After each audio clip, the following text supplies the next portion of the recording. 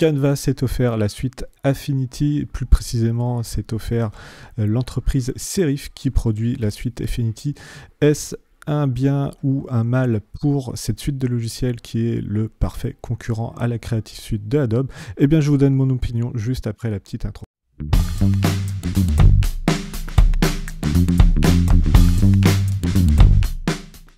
Salut à tous, c'est Laurent et bienvenue dans cette nouvelle vidéo dans laquelle je vais vous donner mon opinion sur l'acquisition d'Affinity par Canva. Oui, je suis Belzébuth.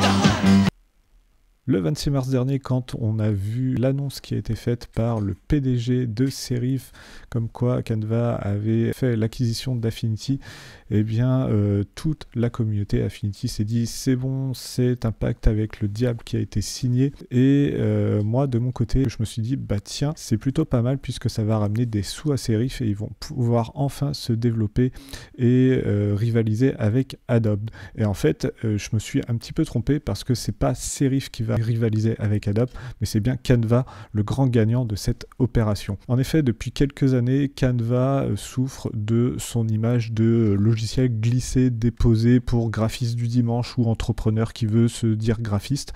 Et du coup, en tant que professionnel, eh bien, des fois, on se retrouve avec des fichiers Canva qui sont complètement, excusez-moi le terme, mais merdiques à traiter.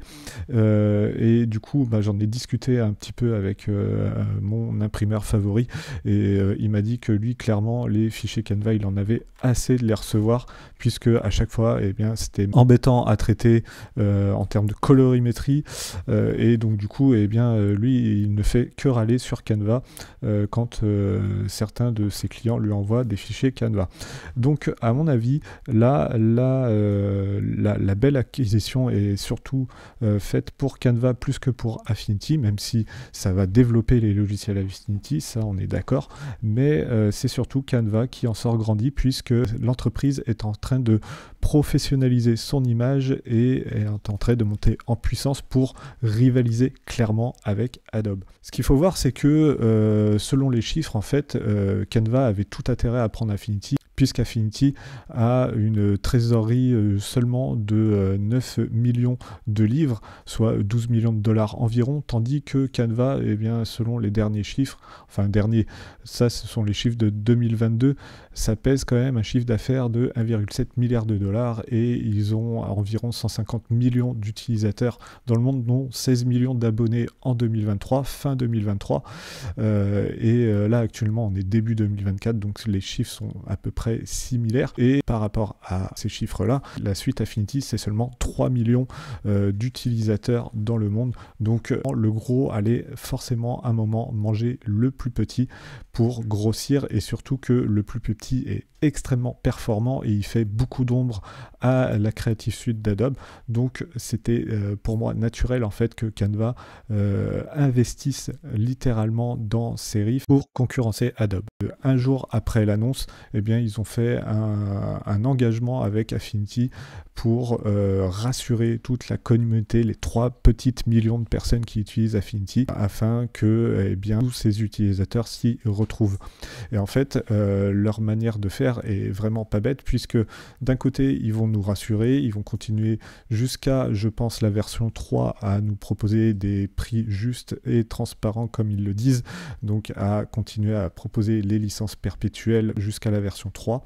Et ils vont continuer à aussi développer les produits Affinity. Donc là, ce qui est plutôt rassurant, c'est que Canva n'est pas réticent à donner une partie de ses équipes aux seulement 90 personnes qui travaillent chez Serif pour développer les logiciels Affinity. Et là, on peut avoir de belles surprises à l'avenir. Ce qui est intéressant aussi dans le dernier message qui a été transmis par les équipes de Canva et d'Affinity, c'est que ils vont fournir gratuitement aux écoles et aux organisations à but non lucratif des licences, et ça en fait c'est vraiment un coup qui est donné directement dans la face d'Adobe. puisque là, en fait, ils veulent former les futurs utilisateurs à s'habituer à la suite de logiciels Affinity, et donc ça peut être que un pari gagnant pour Canva et pour prendre la main sur le marché, c'est de former la jeunesse, les futurs utilisateurs, et ensuite leur vendre une licence perpétuelle ou voire un abonnement, puisque je pense que c'est ce qui va arriver bien plus tard dans la vie de cette suite de logiciels. Ils ont un dernier engagement qui est celui d'écouter, de continuer d'écouter la communauté Affinity. Donc ça peut être plutôt pas mal, mais ne soyons pas dupes, ça peut très vite être revu, puisqu'il suffit de changer de PDG et il suffit que le PDG vienne de chez Canva pour que tout cela change assez rapidement. Donc ne soyons pas dupes, attendons de voir ce qui se passe ensuite par rapport à toutes ces annonces. Maintenant, qu'est-ce qui va arriver pour notre suite de logiciels favoris? Eh bien, c'est sûrement des partenariats qui vont se faire entre Canva, la plateforme, et les logiciels Affinity. Donc on aura probablement, à mon avis, des intégrations d'outils IA dans la suite Affinity, puisque ça c'est le nerf de la guerre maintenant pour tous les logiciels. On le voit chez Adobe, on a toute une partie IA qui est sur la génération d'images sur Photoshop. On l'a aussi sur Illustrator, on peut créer des nouvelles images tout en vectoriel grâce à l'intelligence artificielle, donc ça c'est plutôt pas mal. Et dans Canva, eh bien, on a pas mal d'outils qui sont propulsés par l'IA qui peuvent être intéressants à utiliser. Ce qui est intéressant aussi dans Canva et qu'on pourrait peut-être voir apparaître dans Affinity Designer, eh bien, c'est la plateforme de mockup qui est très intéressante à utiliser sur Canva. Donc là, moi, je suis plutôt optimiste sur ce point-là, puisque je trouve que ce sont des outils qui font parfois gagner énormément de temps, que Affinity aurait dû même développer, mais à mon avis, ils n'ont pas les moyens de les développer, et donc du coup, ils n'ont pas d'autre choix que d'avoir un gros investisseur pour pouvoir faire cela.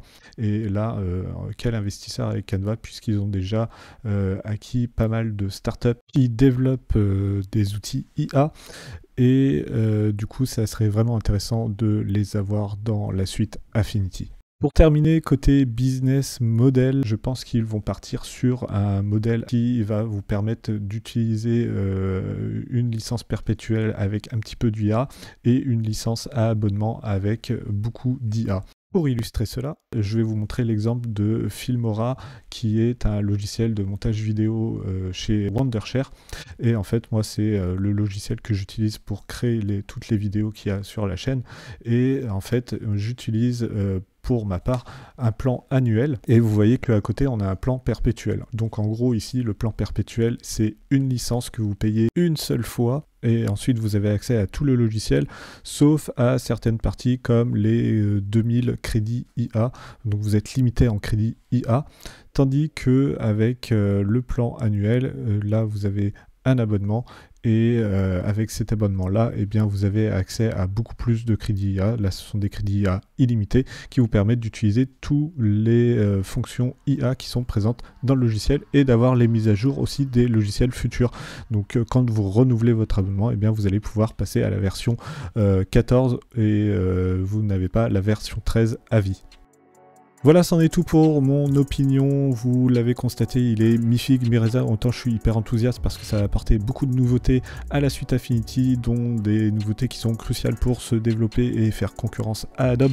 Et d'un autre côté, eh bien, je suis plutôt méfiant sur la manière de faire de la part du groupe Canva, qui va sûrement nous mettre un abonnement sur cette suite de logiciels.